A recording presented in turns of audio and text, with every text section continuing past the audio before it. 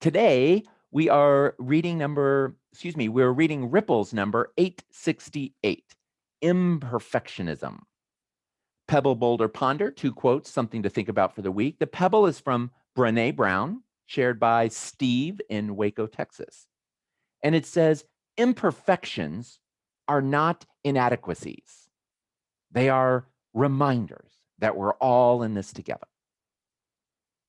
And the boulder is from George Leonard, shared by Kelsey in Fond du Lac, Wisconsin, somebody who's contributed a lot of really good quotes over the years.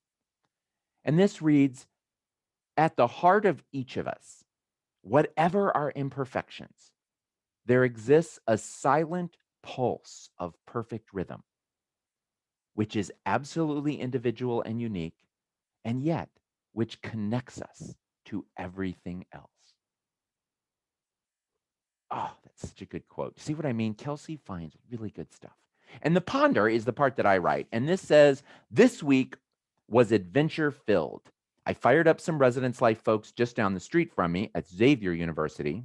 And then I zoomed out west to spend an evening with the CSU San Bernardino Recreation and Wellness Center staff. The topics were slightly different, but as usual, I included some stories and activities around how to more consistently unleash their best efforts in work and in school and in life.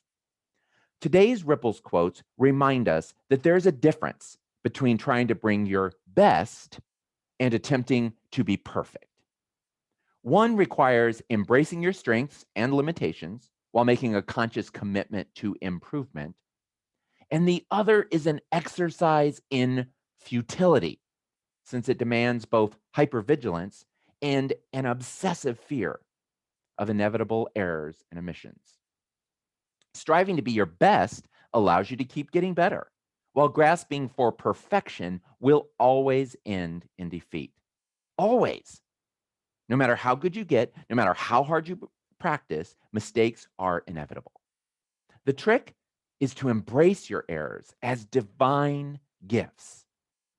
They give you feedback, they help you measure improvement, and they encourage you to cultivate compassion for the imperfect people around you whose mistakes sometimes inconvenience and or challenge you. Peace, Paul. Thank you so much for joining me as I read Ripples for Reflection, weekly inspirations for unleashing your best self. If you'd like to read along with me, I would love it if you bipped over to theripplesbook.com and snagged a copy, maybe bought a couple copies as gifts or get a bunch of people reading together. I'd also like to thank Dawn and Joy and Rose. And just in case I've already thanked them, I'll add Bruce and Margie and Marilyn, who have all been part of my Patreon peeps who help support this project and so many others. Thank you for joining me today. I'll see you soon, okay?